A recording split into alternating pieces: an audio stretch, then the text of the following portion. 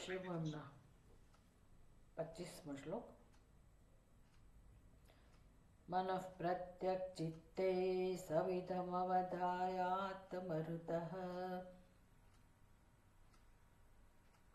प्रहृष्यद्रोमाणः प्रमदसलिलोत्सङ्गितदृशः यदा लोक्याह्लादं हृदैव निमज्जामृतमये तदत्यन्तस्तत्त्वं किमपि यमिनस्तत् किल भवान्। અને પહેલાના શ્લોકમાં ભગવાનનું વર્ણન એવી રીતે કરવામાં આવ્યું કે આ સમસ્ત વિશ્વ એમાં જે કંઈ સારું કે ખરાબ છે કે જે કંઈ વિરોધી છે દ્વંદ્વ એ બધાનું અધિષ્ઠાન શિવજી છે, ભગવાન શિવજી છે। અને માટે શિવજીને એવા બતાવવામાં આવ્યા છે કે જે કઈ વસ્તુઓ આપણને ન ગમતી હોય, જગતમાં લોકોને પ્રિય ના હોય, અપવિત્ર જણાતી હોય, ક્રૂર જણાતી હોય, ભયજનક જણાતી હોય, એ બધી વસ્તુઓને પણ ભગવાન આશ્રય આપી રહ્યા છે। એટલે આપણને એવું લાગે કે ભગવાન તો અમંગળ છે, અપવિત્ર છે, કે ગરીબ છે, દરિદ્ર છે, અકિંચન છે, પણ વાસ્તવમાં એનાથી ભગવાનનો સ્વભાવ તો વિરુદ્ધ છે કે ભગવાન પરમ મંગળકારી છે। અને એ ભક્તોને ખબર છે, ભક્તોનો અનુભવ પણ છે એમની મંગળતાનો, અને એમની જાત જાતની ભગવાનની જગતમાં ઘણી બધી ઘટનાઓ બની અને ભગવાને જે લીલાઓ કરી એના આધારે પણ સમજી શકાય કે ભગવાન જગતનો ઉદ્ધાર કરનારા છે। ભગવાન શિવજી કરુણામયી છે, બધાનો સ્વીકાર કરનારા છે। ભૂત પ્રેત, પાપી પુણ્યશાળી, કોઈ પણ જીવ કેમ ના હોય, આ બધાનો સ્વીકાર ભગવાન પાસે છે। ભગવાન એનું અધિષ્ઠાન બને છે, બધાને આશ્રય આપે છે। તો સુંદર રીતે એ ભગવાનની સ્તુતિ કરી જેથી આપણે આપણા જીવનમાં પણ એ ભગવાન આત્મા સ્વરૂપે રહેલા હોય ભગવાન શિવજી, અને આપણા જીવનમાં પણ ઘણી બધી વિરોધી વસ્તુઓ હોય, વિરોધાભાસ ધરાવનારી વસ્તુઓ, આપણે એટલી સારી સારી વસ્તુઓ વચ્ચે નથી રહી શકતા હોતા, તો ભય ઉત્પન્ન કરે એવી પરિસ્થિતિ આવે કે પછી ન ગમતા હોય એવા વ્યક્તિઓ આવે આપણા સંપર્કમાં, કેવું વાતાવરણ ઉપસ્થિત થાય, સંજોગો આવે, તો એ વખતે પણ ભગવાનના આ સ્વરૂપને આત્મરૂપે આપણે સમજીને આ બધાનો સ્વીકાર કરતા ધીરે ધીરે શીખી શકીએ। આ પ્રકારે આપણા વ્યક્તિત્વને તૈયાર કરવું એ ભક્તિનો એક પ્રકાર છે। એ પણ ભક્તિનો એક પ્રકાર છે કે જેમાં પછી કોઈના માટે આપણા મનમાં તિરસ્કાર ના રહે, અને ભગવાન શિવજીને આપણે સાચા અર્થમાં એમને જાણી શકીએ, એમનું દર્શન કરી શકીએ। તો હવે 25મા શ્લોકમાં પુષ્પદંત ભગવાન શિવજીની સ્તુતિ એવી રીતે કરે છે। હવે ભગવાનની સ્તુતિ ખરેખર તો થઈ જ ના શકે, પરમાત્માની સ્તુતિ કોઈ કરી જ ના શકે, કારણ કે પરમાત્માનું સ્વરૂપ એવું છે કે એક તો એનાથી ભિન્ન કોઈ નથી। ભગવાનથી કોઈ ભિન્ન હોય તો એની સ્તુતિ થાય, એટલે જગતમાં કોઈ એવી વ્યક્તિ નથી, કોઈ એવો જીવ નથી, કોઈ એવું તત્વ નથી જે ભગવાનથી ભિન્ન હોય। એક આ રીતે ભગવાનની સ્તુતિ ના થઈ શકે। બીજું, માની લો કે આપણે વ્યવહારિક સત્તાનો સ્વીકાર કરીએ કે ભાઈ અત્યારે તો અમે ભગવાનથી ભિન્ન છીએ જ ને, અને અમે થોડું ઘણું તો જાણીએ જ છીએ, અને ભગવાનનો મહિમા જાણીએ છીએ, ભગવાન માટે પ્રેમ પણ છે, તો શું કામ અમે ભગવાનની સ્તુતિ ના કરી શકીએ? તો કે કોઈ પણ ની સ્તુતિ કરવી હોય તો તમને એની બરાબર જાણકારી હોવી જોઈએ। એટલે ભગવાનનું પૂર્ણ જ્ઞાન તો હોય નહીં તો કેવી રીતે સ્તુતિ થઈ શકે? ભગવાનનો મહિમા જ જો જાણતા ના હોઈએ અને સ્તુતિ કરવા જઈએ તો એ અધૂરી સ્તુતિ કહેવાય, તો નિંદાને પાત્ર કહેવાય। એક તો આ બધી વસ્તુઓ સમજાવી આપણને શરૂઆતમાં, એટલે પુષ્પદંત અને બહુ તકલીફ હતી કે કેમ ભગવાનની સ્તુતિ કરવી. સગુણ બ્રહ્મ અનંત છે, અનંત ગુણો છે ભગવાનના, એટલે એનો પાર જ ના આવે, એ રીતે સ્તુતિ ના થઈ શકે. નિર્ગુણ પરમાત્મા નિર્ગુણ સ્વરૂપે જે રહેલા છે એનું વર્ણન કેમ કરવું, કેવી રીતે ગુણગાન ગાવા, એટલે એ રીતે સ્તુતિ ના થઈ શકે. એટલે જુદા જુદા પ્રકારે છતાંય સ્તુતિ કરી રહ્યા છે પુષ્પદંત. તો કઈ રીતે, તો કે એમની લીલાઓનો આધાર લઈને. એ લીલામાં કેવું હોય કે ભગવાને અમુક પ્રકારનો વેશ ભજવ્યો હોય, અમુક ગુણોનો આધાર લઈને ભગવાને લીલા કરી હોય, પરાક્રમ કર્યું હોય. એમાં ભગવાનના કોઈક વ્યક્તિત્વનો કોઈક પાસાનો આવિર્ભાવ થતો હોય, પ્રાગટ્ય થતું હોય, તો આ રીતે જરૂર થઈ શકે ભગવાનની સ્તુતિ. ભલે આપણે કોઈ વ્યક્તિને પૂરાર્થમાં સાચા અર્થમાં જાણતા ના હોઈએ, પણ આપણા સંપર્કમાં આવ્યા હોય, કઈ ઘટના બની હોય, સાથે ફરવા ગયા હોય, કશુંક થયું હોય, અને એ વ્યક્તિનું સારું પાસું, એનો સારો વ્યવહાર, એના કોઈક સદગુણ આપણા ધ્યાનમાં આવ્યા હોય, એનો અનુભવ થયો હોય, તો આપણે કેવા વખાણ કરીએ છીએ, વ્યક્તિને હંમેશ માટે યાદ રાખીએ છીએ આ પ્રકારે. એટલે ભગવાનને જુદા જુદા દ્રષ્ટિબિંદુથી એમના ગુણોને ધ્યાનમાં રાખીને પુષ્પદંતજી એમની સ્તુતિ કરે છે. તેમાં તો ઘણા ગુણો છે, ઘણી લીલાઓ છે, એટલે પ્રેમથી આનંદથી સ્તુતિ કરી રહ્યા છે. હવે નિર્ગુણ સ્વરૂપનું પણ કંઈક કહેવું તો જોઈએ જ, તો સ્તુતિ તો ના થઈ શકે. પણ નિર્ગુણ સ્વરૂપને જાણનારા યોગીઓ જ્યારે હોય પૃથ્વી ઉપર, તો જરૂર એમને ભગવાનનો અનુભવ થવો જ જોઈએ, કરતા જ હોય લોકો. એટલે જ્ઞાનીઓ, યોગીઓ, એ લોકો ભગવાનનો અનુભવ કરે છે એવું આપણને કેમ ખબર પડે? ના ખબર પડે ખરેખર તો. જ્ઞાનમાં તો એવું છે જ કે ભાઈ બીજું કોઈ જ્ઞાની છે કે નહીં ખરા અર્થમાં, એ મારે સમજવું હોય તો મારે જ્ઞાની બનવું પડે પહેલા, તો જ હું સમજી શકું બીજાને. ત્યાં સુધી આપણે કોઈને સમજી ના શકીએ કે સામી વ્યક્તિ ખરેખર આત્મજ્ઞાની છે કે નહીં. આપણે પહેલા આત્મજ્ઞાની બનવું પડે. આત્મજ્ઞાનીને ભગવાનનો અનુભવ હોય જ, ભગવાનનો અનુભવ હોય એવું નહીં, એને ભગવાનનો જ અનુભવ હોય. ભક્તને પણ ભગવાનની અનુભૂતિ હોય, યોગીઓને પણ ભગવાનની અનુભૂતિ હોય. તો ભક્ત લોકો ઘણીવાર પોતાના જીવનમાં ભગવાનની જે કૃપા થઈ હોય કે ચમત્કાર થયો હોય, તો એનું વર્ણન કરતા હોય છે.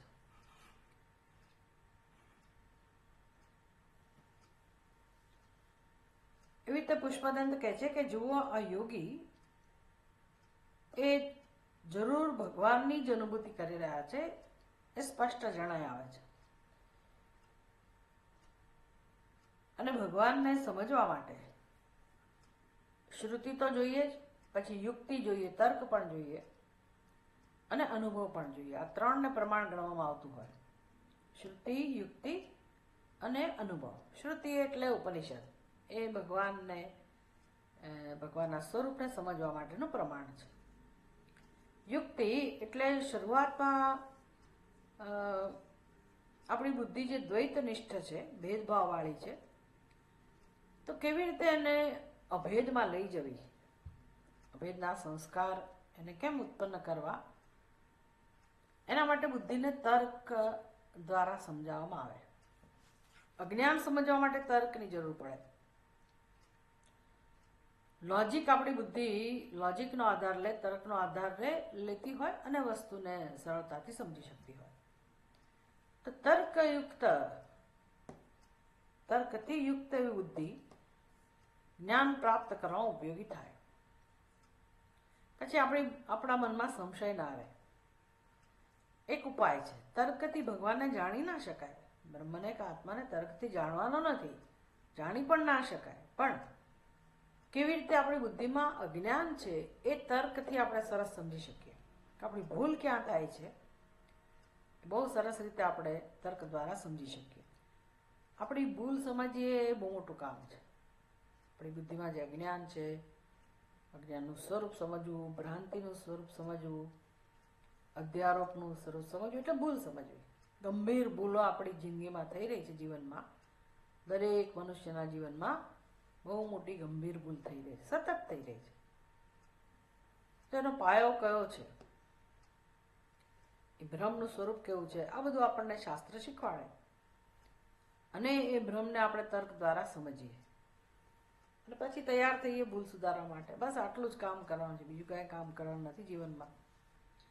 ભૂલ સુધારવાનું જ એક કામ કરવાનું છે, પછી આત્મદર્શન થાય છે.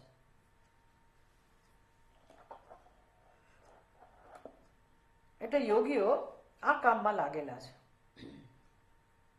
તો કેમ મનને, પોતાના વ્યક્તિત્વને આત્માની તરફ દોરવું, આત્મામાં રસ લેતું કરવું.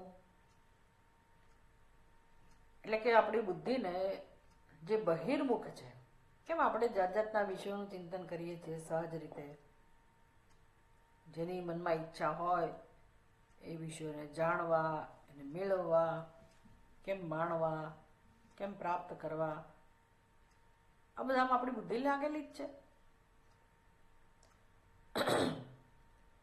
આ બુદ્ધિને બહિર્મુખ કહેવાય. હવે ખબર પડી કે ભાઈ મને જે જોઈએ છે એ વસ્તુ તો આત્મા પાસેથી જ મળે એમ છે, એવું સમજાય એટલે બુદ્ધિ આત્માની તરફ વળે. બુદ્ધિમાં નિશ્ચય થાય કે ભાઈ મારે આત્માને સમજવો છે, આત્માનું જ્ઞાન પ્રાપ્ત કરવું છે. આત્મા કહો, પરમાત્મા કહો, ભગવાન કહો, જે કહેવું હોય કહો. પણ બુદ્ધિમાં હવે એ પરમ તત્વ માટે જિજ્ઞાસા જન્મે, રસ જન્મે, મહત્વ જન્મે. આવું જ્યારે થાય આપણી બુદ્ધિમાં, ત્યારે સમજવું કે આપણો વિકાસ થઈ રહ્યો છે.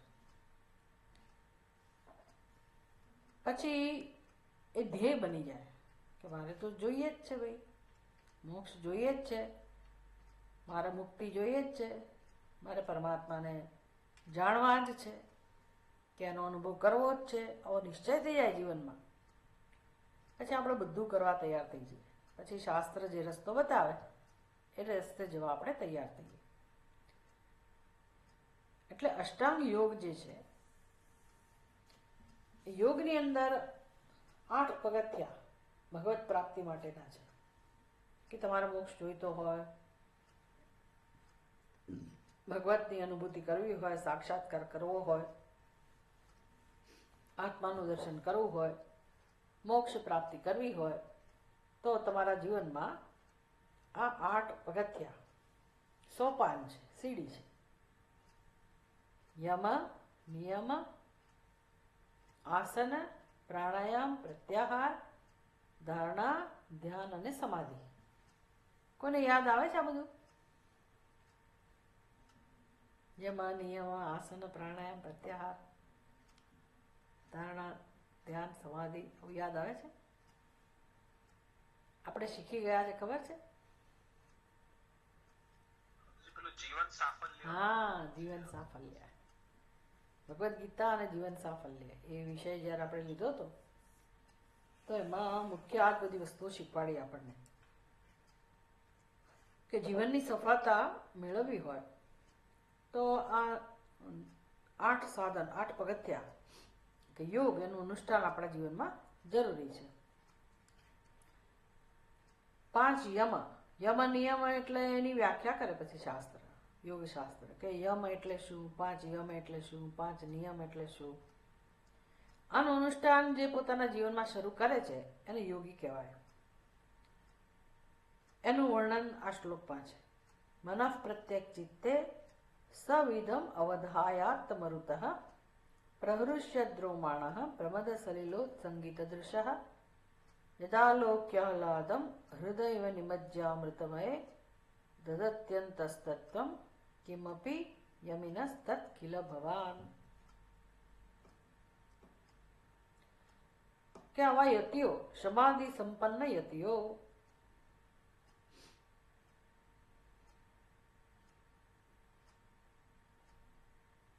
યમિના શબ્દ છે છેલ્લી પંક્તિમાં. યમિના, યમિના એટલે આવા યોગીઓ સમાધિ સંપન્ન, જેના બધા ગુણો કેળવેલા છે એવા યોગીઓ. એમનું જીવન કેવું હોય? મોટે ભાગે એમના જીવનમાં એ શું કરતા હોય, શેમાં એની તત્પરતા હોય, એટલે એ આપણી એટલા બધા બિઝી ના હોય. એ જમાનાની વાત કરીએ, ઋષિ મુનિઓ યોગીઓ હોય, કર્મમાં પ્રવૃત્ત હોય, પણ છતાંય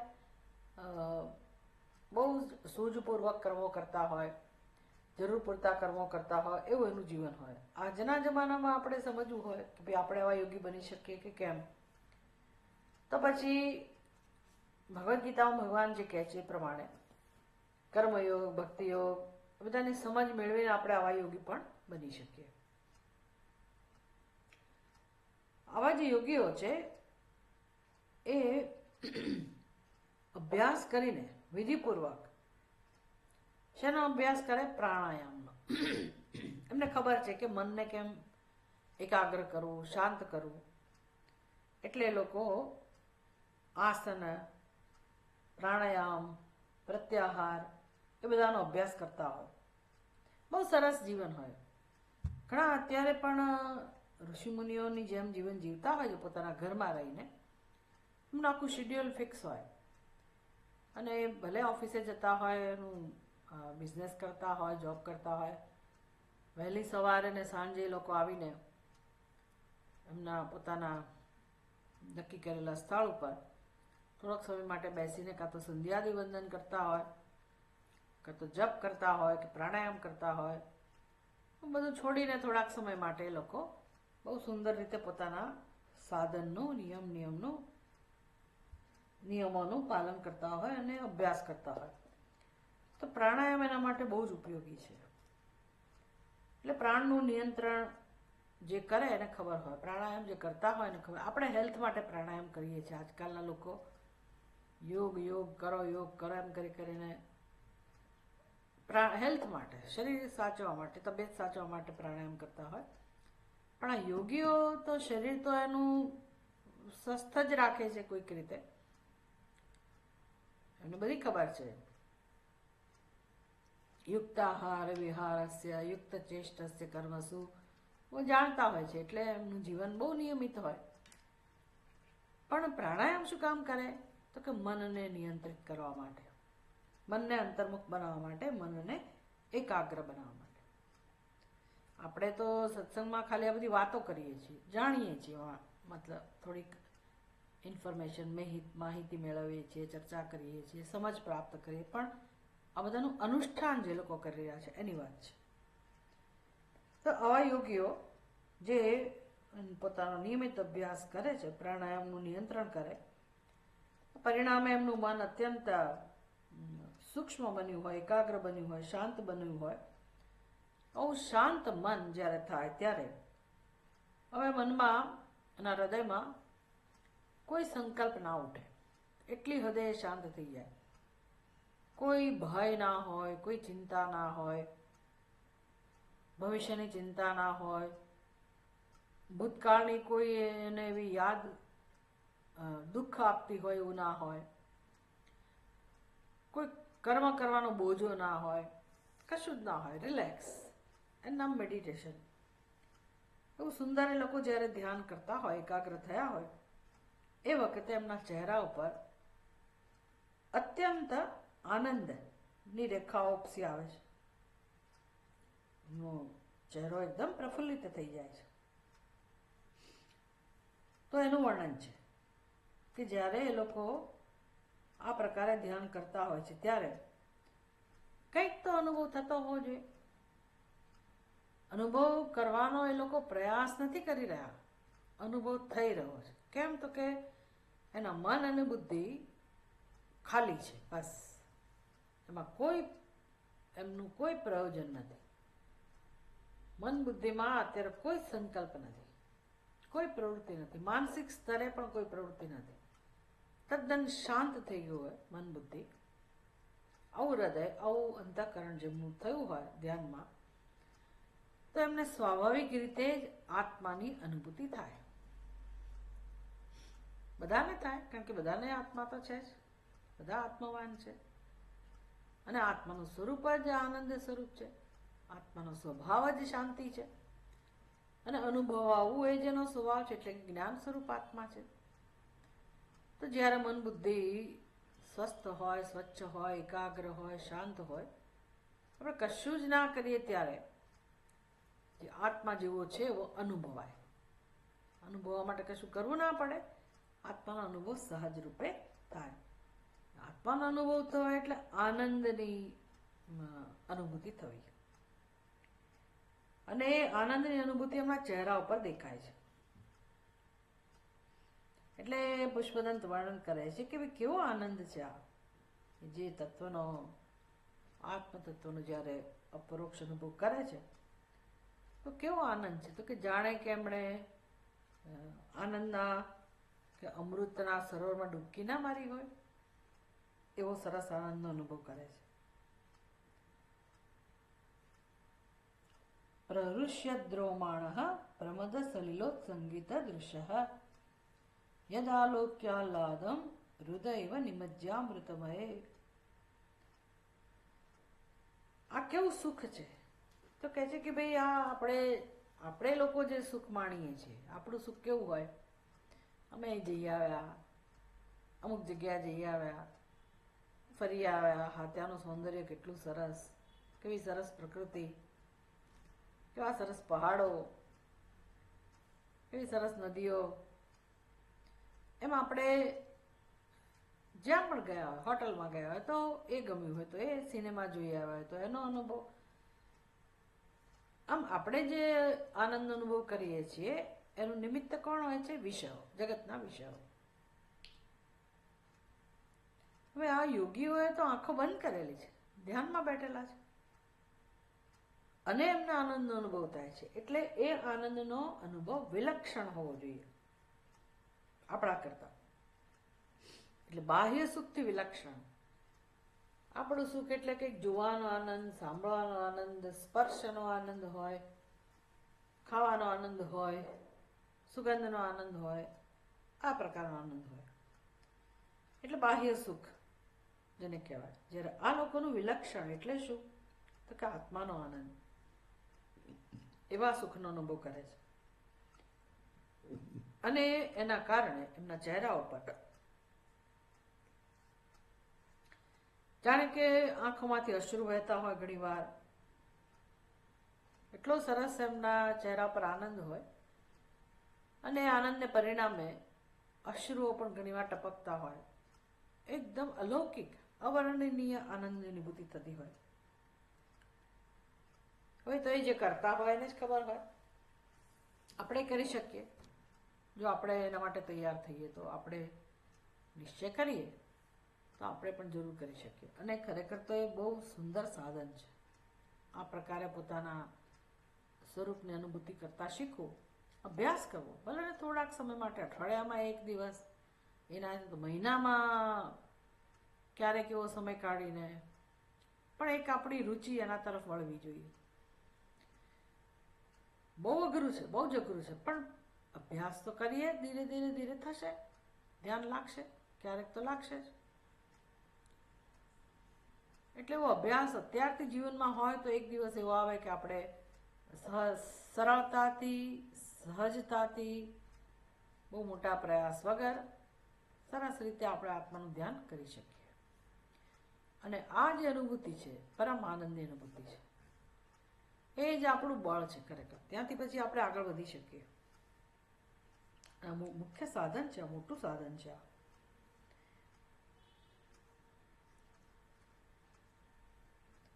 તો કહે છે કે આ જે તત્વ છે, જે તત્વનો આનંદ એ લોકો અનુભવી રહ્યા છે, પુષ્પદંત કહે છે કે ખરેખર એ તો આપનું જ સ્વરૂપ હોવું જોઈએ. કેવા આપ? તો કે જે શ્રુતિ જેનું વર્ણન કરે છે, અહમ બ્રહ્માસ્મિ સત્યમ જ્ઞાનમ અનંતમ બ્રહ્મ, આ રીતે શ્રુતિ વર્ણન કરે, સચ્ચિદાનંદ સ્વરૂપ આત્મા. શ્રુતિ જે પ્રકારે આત્માનું વર્ણન કરે છે, એ તત્વ એટલે બીજું કોઈ નહીં પણ આપ જ હોવા જોઈએ. આ તત્વથી ભિન્ન કોઈ શિવ ના હોય, અને આ સ્વભાવ તો આત્માનો છે. અને એ જ શિવનો સ્વભાવ છે. એટલે દરેક જીવ વાસ્તવમાં શિવ સ્વરૂપ છે. અને દરેક જીવનું અધિષ્ઠાન આ શિવ છે. અને દરેક જીવ પરમાત્માથી અભિન્ન છે સાબિત થવું. પણ કોણ જાણી શકે, કોણ માણી શકે, કોણ સમજી શકે? તો કે મનુષ્ય. ક્યારે? જ્યારે પોતાના અજ્ઞાનને સમજે, અજ્ઞાનમાંથી મુક્ત થવા જીવન જીવે, વૈરાગ્ય પ્રાપ્ત કરે. સહેલું નથી આમાંની એકે વસ્તુ, કારણ કે અનાદિકાળથી આપણે તો એમાં ડૂબેલા છીએ. એટલે સંસારમાંથી મુક્ત થવા માટે ક્યારે પ્રયત્ન કરવાનો? ક્યારે? એટલે ભલે દુનિયા આખી એવું કહેતી હોય કે આ તો વૃદ્ધાવસ્થામાં કરવાની વસ્તુ છે, પણ આપણે સમજી શકીએ કે ના, તો આજે જ અત્યારથી જ શરૂ કરવાની જરૂર છે. સત્સંગ દ્વારા આપણને માર્ગદર્શન મળે, પછી ધીરે ધીરે આપણે સમજ પ્રાપ્ત કરતા કરતા આપણી રીતે આપણા વ્યક્તિત્વને કેળવીએ, તૈયાર થઈએ. એ આપણી જવાબદારી છે. સત્સંગ જ ના કરીએ તો માર્ગદર્શન મળતું નથી. પછી આપણે આપણી જાતે બધું કર્યા કરીએ, ઠીક છે,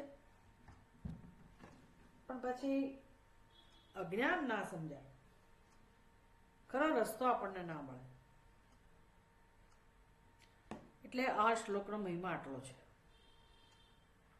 કે જે આત્માનું સ્વરૂપ અતિન્દ્રિય છે. અતિન્દ્રિય એટલે શું? જગતના વિષયો ગમે તેટલા અઘરા હોય ને તો આપણે એને જાણી શકીએ, જોઈ શકીએ, અનુભવી શકીએ, અનુમાન કરી શકીએ, અનુમાનથી સમજી શકીએ. આપણી આજુબાજુ ના હોય તો ત્યાં આપણે જઈને એને જોઈ શકીએ. આ બધું શક્ય છે. કેમ? તો કે બધા ઇન્દ્રિય ગ્રાહ્ય છે. ઇન્દ્રિયોનો વિષય બનાવી શકીએ આપણે એને. આત્મા ક્યારેય ઇન્દ્રિયોનો વિષય બનતો નથી. એટલે આપણે આંખથી જોઈ ના શકીએ આત્માને, કાનથી સાંભળી ના શકીએ, પાંચે પાંચ જ્ઞાનેન્દ્રિયોથી આપણે આખા જગતને જાણી શકીએ, અનુભવી શકીએ, પણ આત્માને ક્યારેય નહીં. એટલે કે અતિન્દ્રિય. મન બુદ્ધિ પણ આત્માને જાણવા માટે એ રીતે આપણને ઉપયોગી ના થાય. મન બુદ્ધિથી પણ પાર આ તત્વ છે. જાણવાનું છે તો મન બુદ્ધિ દ્વારા જ, પણ મન બુદ્ધિની પહોંચની બહાર છે. અને એનો જે ઉપાય શ્રુતિ બતાવે છે એ રીતે આપણે એને જાણતા હોઈએ, જાણી શકીએ. તો કેવી રીતે જાણવું આવા અતિન્દ્રિય આત્મ સ્વરૂપને? કેવી રીતે જાણી શકાય? એટલે યોગ શાસ્ત્રની અંદર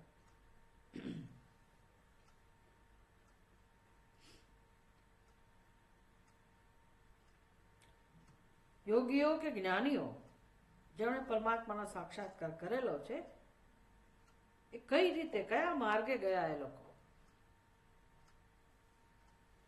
ગીતામાં ભગવાન એવું કે બહવઃ જ્ઞાન તપસા પૂતા મદભાવમ આગતા. ઘણા બધા યોગીઓ, ઘણા બધા જ્ઞાનીઓ જ્ઞાન તપસા, જ્ઞાન રૂપી તપશ્ચર્યા દ્વારા મારા સ્વરૂપને પ્રાપ્ત કરે છે. આવું ગીતામાં ભગવાન વર્ણન કરે છે. યોગ શાસ્ત્રની અંદર વિશેષ રૂપે અનુષ્ઠાનનું વર્ણન છે. તો એ દ્વારા, તપશ્ચર્યા દ્વારા, એ પ્રકારની તપશ્ચર્યા દ્વારા યોગીઓ પોતાના આત્મ સ્વરૂપને માણે છે. તો બંને અર્થ લઈ શકાય, યોગીઓ કે જ્ઞાનીઓ. એનું વર્ણન છે અહીંયા.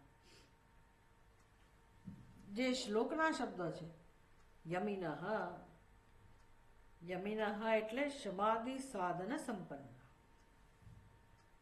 યમિનઃ, જેમણે યમ સિદ્ધ કરે છે. હવે તમને તો અત્યારે બધું યાદ ના હોય, સ્વાભાવિક છે કે યમ એટલે શું, નિયમ એટલે શું.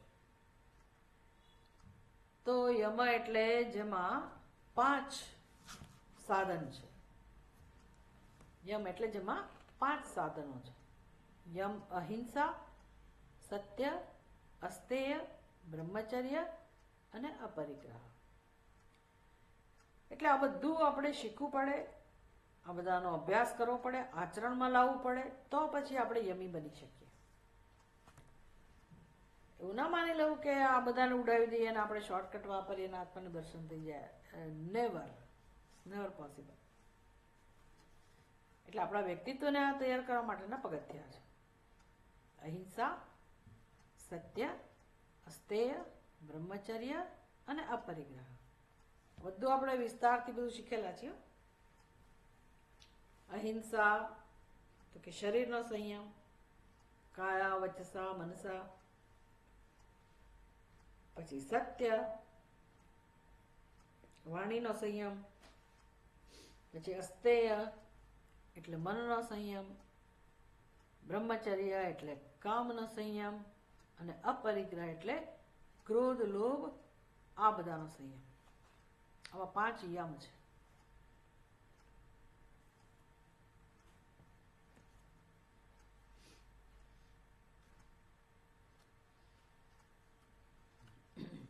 સ્નાન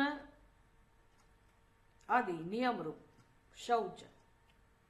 પહેલા અહિંસા, સત્ય, અસ્તેયની વાત કરી.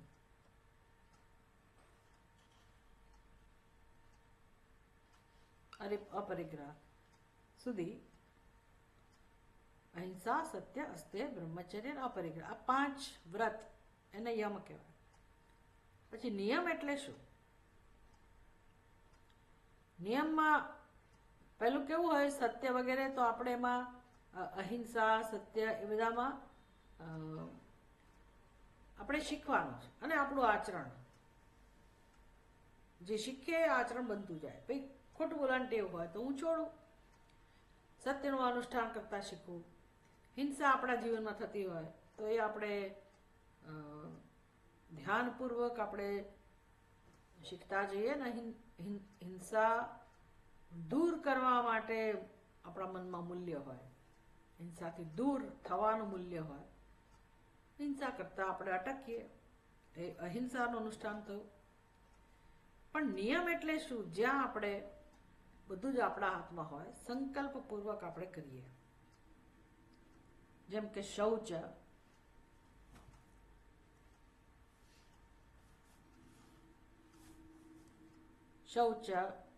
સંતોષ એટલે કે ત્યાગ. પછી તપ, શાસ્ત્ર અધ્યયન, ઈશ્વર પ્રણિધાન.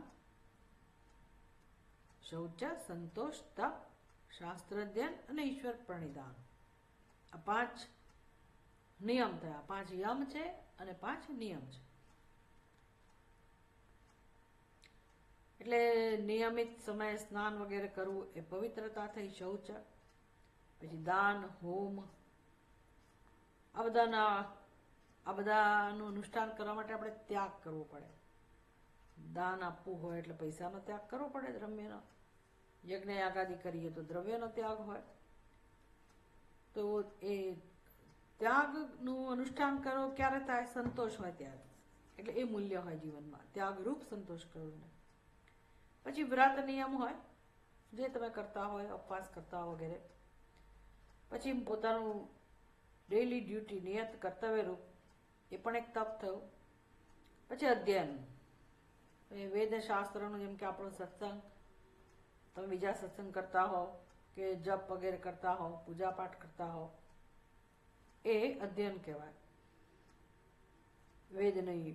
વેદ પાઠ કરતા હો, મંત્ર જાપ કરતા હોય, એ બધું અધ્યયન થયું. પછી સ્વાધ્યાય એટલે મંત્ર જપ નિયમિત રૂપ કરતા હોય એને પણ સ્વાધ્યાય કહેવાય. અધ્યયન, શાસ્ત્રનું અધ્યયન, વેદ શાસ્ત્રનું અધ્યયન, વેદ શાખાનું અધ્યયન. મંત્ર જાપનું અનુષ્ઠાન એને કહેવાય સ્વાધ્યાય. અને ઈશ્વર પ્રણિધાન એટલે ઈશ્વરની પૂજા વગેરે એને ઈશ્વર પ્રણિધાન કહેવાય. આ 5 નિયમ થયા. પછી આપણા શરીરના સ્તરે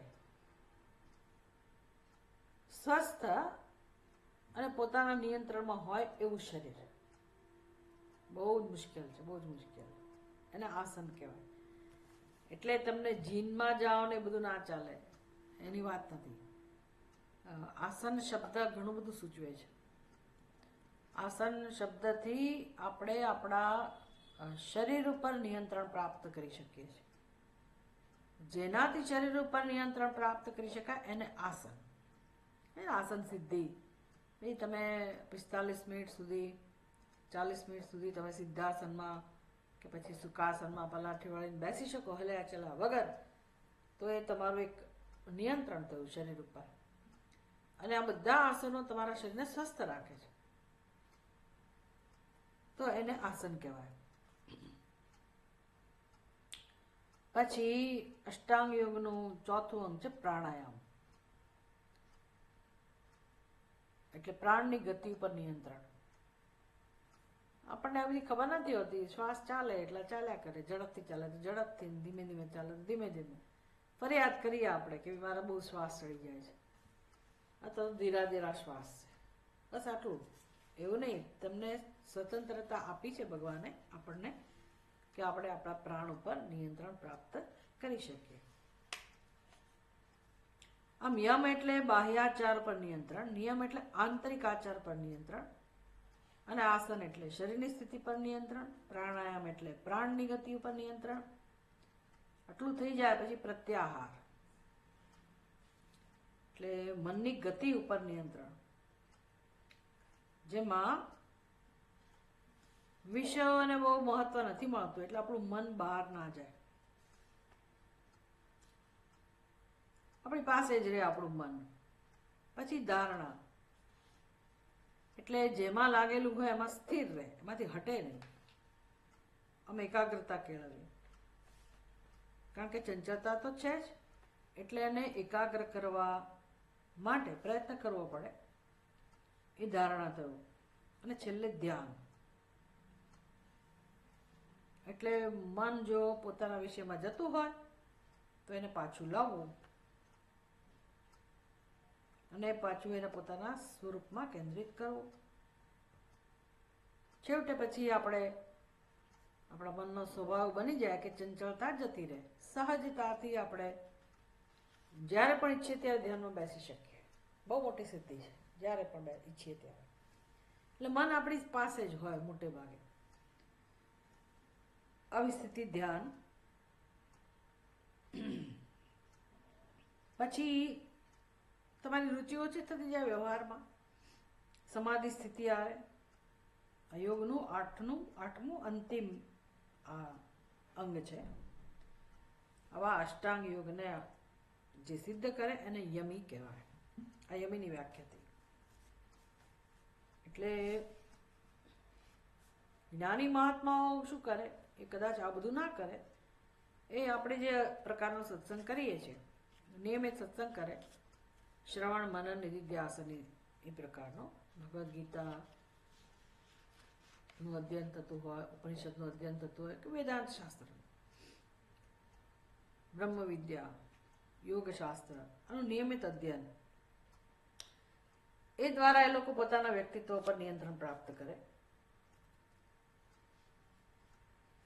એ લોકોને પણ આ બધા જ ફળ મળે, એ લોકો પણ અંતર્મુખ બને,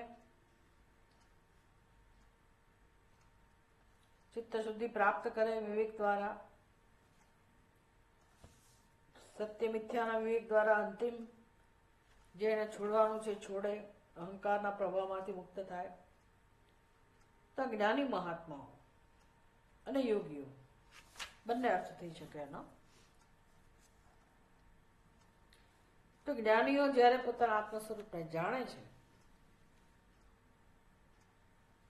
તો જાણવું એટલે જેમ હું ભૂગોળ વિશેને જાણતી હોઉં કે સંગીત શાસ્ત્ર જાણતી હોઉં, એવી રીતે હું બ્રહ્મને જાણું છું, એવું એને જાણ્યું કહેવાતું નથી. બ્રહ્મને જાણવું એટલે બ્રહ્મ બની જવું. પછી બ્રહ્મને જાણનારો ના હોય. બ્રહ્મ બની જવું એટલે આનંદ સ્વરૂપની અનુભૂતિ. તો જ્ઞાની પણ આનંદ સ્વરૂપની અનુભૂતિ કરે છે, અને યોગીઓ પણ આ રીતે અંતે આનંદ સ્વરૂપની અનુભૂતિ કરે છે. એનું વર્ણન છે એ આનંદની અનુભૂતિનું, કે જ્ઞાન દ્વારા તમે આનંદની અનુભૂતિ કરી રહ્યા છો, સમાધિ દ્વારા આનંદની અનુભૂતિ કરી રહ્યા છો, ધ્યાનમાં બેસીને તમે આનંદની અનુભૂતિ કરી રહ્યા છો, એકમાં સહજ છે, એકમાં પ્રયાસ છે, એવું કહેવું હોય તો કહી શકાય. પણ છેવટે એ આનંદની અનુભૂતિ શેને કારણે થાય છે? નિમિત્ત કોણ છે આનંદની અનુભૂતિ માટે? તો કેવળ આત્મા, એકમાત્ર આત્મા. અને એ આનંદ એટલે કેવો આનંદ હોય છે? ઉપનિષદ બહુ સુંદર વર્ણન કરતું હોય છે આનંદનું. એક તૈત્તરીય ઉપનિષદ છે, એમાં મીમાંસા આવે, આનંદ મીમાંસા એવું કહેવાય એને, કે ભાઈ આ સૃષ્ટિમાં આનંદના સ્તર કેટલા છે. બહુ સુંદર વર્ણન છે. તો આપણા જીવનમાં આનંદના ઘણા બધા સ્તર હોય. રમત ગમતનો આનંદ હોય, ફરવા જવાનો આનંદ હોય, કોઈને ભણવાનો આનંદ આવતો હોય, કોઈને કસરતનો આનંદ આવતો હોય, યોગનો આનંદ આવતો હોય, અને યોગાનંદ કહેવાય. વિષયો ભોગવવાનો આનંદ આવે છે તો એ વિષયાનંદ કહેવાય. વિદ્યા પ્રાપ્ત કરવાનો આનંદ તો વિદ્યાનંદ કહેવાય. આનંદના બધા સ્તર છે. મોટે ભાગે મનુષ્ય વિષયોના આનંદનો આધાર લેતો હોય, પણ એ સ્થૂળ સ્તરનું થવું. પછી એક બીજી એક ચેતનાનું જગત જેને કહેવાય સૂક્ષ્મ સ્તરે, જે વૈજ્ઞાનિકો છે, કલાકારો છે, એનો આનંદ જુદા પ્રકારનો હોય. સૂક્ષ્મ સ્તરનો જે આનંદ છે એ આનંદ આપણે કેળવતા જઈએ, અને એમ કરતાં કરતાં અંતિમ આનંદ એટલે આત્માનો આનંદ. તો જીવનમાં આપણે જે વ્યવહાર કરીએ છીએ, બધી પ્રવૃત્તિઓ કરીએ છીએ વિષયના આનંદ માટે, તો એકમાત્ર જીવનની સત્યતા નથી ભાઈ. આપણે આપણું લક્ષ્ય બદલીને ધીરે ધીરે બીજા પ્રકારના સૂક્ષ્મ આનંદને માણવાનો પ્રયાસ કરીએ તો આગળ વધીએ. કરવું જોઈએ. એનું નામ વૈરાગ્ય. અને છેવટે પછી આનંદ પ્રાપ્ત કરવા માટે કોઈ પ્રયાસની જ જરૂર ના પડે, આનંદમાં જ નિષ્ઠ રહીએ. એ આનંદ એટલે આત્માનો આનંદ. આવો આનંદ આ લોકો જ્ઞાનીઓ અને યોગીઓ મેળવી રહ્યા છે. તો આ જે યોગીઓનો અનુભવ છે એના આધારે પુષ્પદંત ભગવાનની સ્તુતિ કરે છે. પુષ્પદંત કહે છે કે જુઓ ભગવાન, આ યોગીઓના અનુભવ પરથી, એમના ચહેરા પરથી અનુમાન થઈ શકે છે કે એમના આનંદનું જે નિમિત્ત છે એ જગત નથી. કારણ કે એમની આંખો બંધ છે, જ્ઞાનેન્દ્રિયો બધી બંધ છે, કોઈ પ્રવૃત્તિ નથી, શારીરિક સ્તરે કોઈ પ્રવૃત્તિ નથી, માનસિક સ્તરે કોઈ પ્રવૃત્તિ નથી, મન બુદ્ધિ સ્થિર છે, શાંત છે. તો એમને જગતનું તો ભાન પણ નથી, પણ કશાકનું ભાન છે. ક્યાંક એ લોકો જોઈ રહ્યા છે, ચોક્કસ ક્યાંક એમનું મન સ્થિર થયેલું છે, કશાકમાં. એમની બુદ્ધિમાં કોઈક એવો પ્રકાશ, કશાકની અનુભૂતિ થઈ રહી છે. એ જેની અનુભૂતિ થાય છે એ તત્વ બીજું કોઈ નહીં પણ ભગવાન, શ્રુતિમાં જેનું વર્ણન છે એ આપ જ હોવા જોઈએ. શ્રુતિ પ્રસિદ્ધ તત્વ એટલે આત્મા, અને એ જ આપણું સ્વરૂપ હોવું જોઈએ. શ્રુતિ કઈ રીતે વર્ણન કરે છે? સત્યમ જ્ઞાનમ અનંતમ બ્રહ્મ.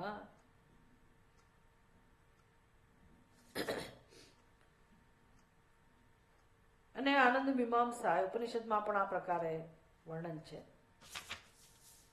કે અંતિમ આનંદ એટલે આનંદની પરાકાષ્ઠા એટલે શું? અને ખરેખર આત્મા એક જ સુખના અનુભવનું નિમિત્ત છે. ખરેખર તો એ રીતે શ્રુતિ પ્રસિદ્ધ. હું જ્યારે એમ કહું કે ભાઈ મને આ વસ્તુ જોવાથી બહુ મજા આવી, એનો આનંદ થયો, કે કશું ખાવા પીવાથી આનંદ થયો, એટલે લોકો જે આનંદનો અનુભવ કરે છે અને એવું માને છે કે વિષયોનો આનંદ મળે, તો એ માત્ર આપણી સમજ છે. આપણે માનીએ છીએ કે આ વિષયમાંથી આનંદ મળે. એટલે જ્યારે વિષયોમાંથી આનંદ મળી રહ્યો છે એવી સમજ હોય અને હું આનંદનો અનુભવ કરું છું, ત્યારે પણ આનંદનું નિમિત્ત તો કેવળ આત્મા જ છે. બહુ ઊંચી વાત છે, બહુ જ ઊંચી. કેમ તો કે આ આનંદ માત્ર આત્માનો જ સ્વભાવ છે.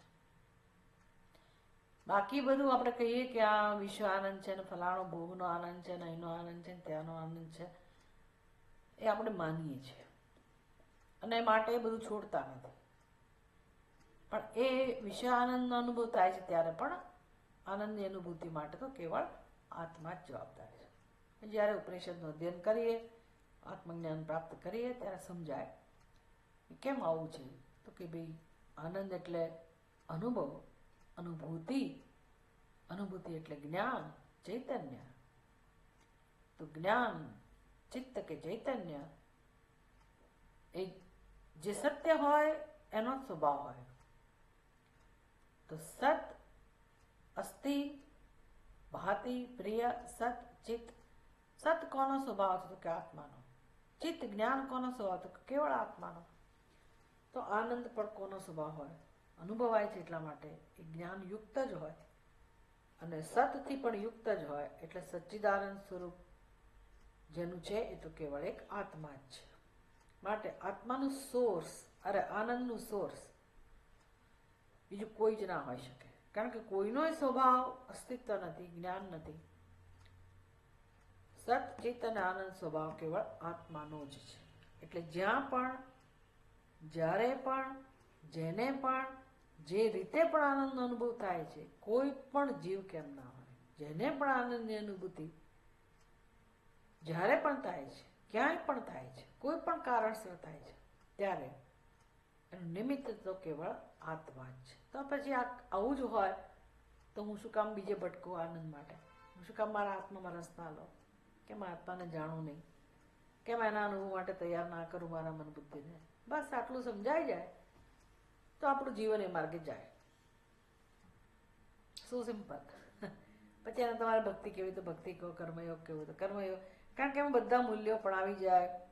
આજે યમ નિયમનું વર્ણન તો એ પણ આવી જાય, ઈશ્વર પ્રણિધાન પણ આવી જાય, સેવા પણ આવી જાય. કારણ કે બધા માટે આપણે તૈયાર છીએ, બધું કરતા જ હોઈએ છીએ, કરી શકીએ જ છીએ. પણ આ સમજથી આપણે ખરા અર્થમાં સેવા કરીએ, ભક્તિ કરીએ, અધ્યયન કરીએ, ધ્યાન કરીએ વગેરે.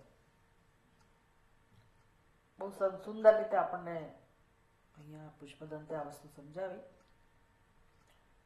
તમારે કંઈ પ્રશ્ન હોય તો પૂછી શકો. 5 મિનિટ છે આપણી પાસે.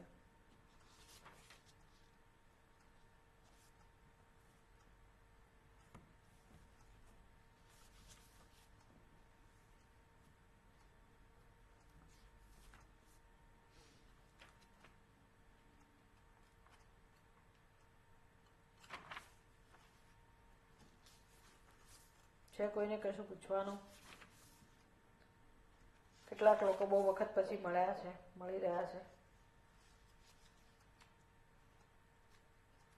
વસ્તુ સમજવામાં, શ્લોક સમજવામાં તકલીફ પડી હશે તમને. અઘરો છે થોડોક શ્લોક એટલા માટે.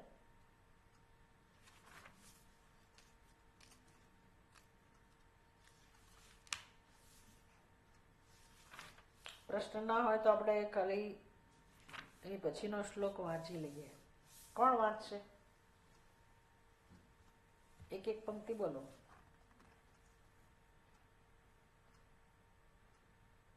મહર્ષિ તું શરૂ કર.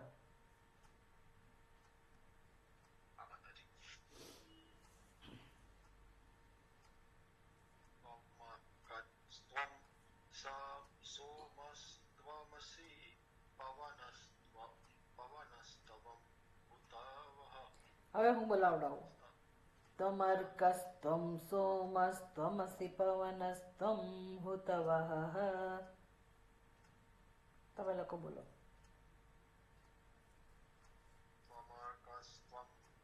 સોમસ્ત્વમસી પવનસ્ત્વમ હુતવઃ. હવે હુતવઃ કરો ને એટલે વિસર્ગ ઉપર જતો રહ્યો. જે સ છે ને એ ઉપર જતો રહ્યો, વિસર્ગ બની ગયો. બીજી લાઈનમાં હવે ક્યાંથી શરૂઆત કરવાનો? હા બોલો. તો નહીં, તો માં બસ તથી શરૂ કરવાનું.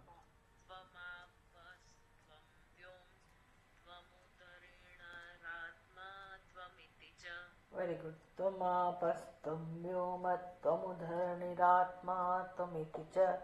પછી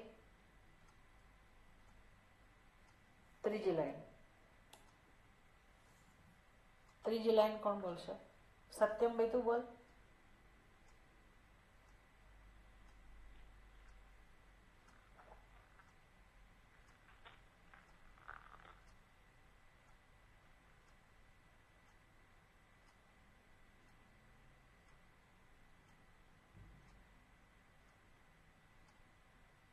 પરિચ્છિન્નામેવમ.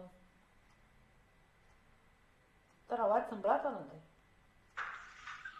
પરિચ્છિન્નામેવં ત્વયિ પરિણતા વિપ્રટુકિરં. Very good. છેલ્લી લાઈન કોણ બોલશે? રીતિ બોલવી છે? કેમ? હું બોલાવડાવું. હા, બુક નથી. નવીન મસ્ત. હા નિધિ તું બોલીશ?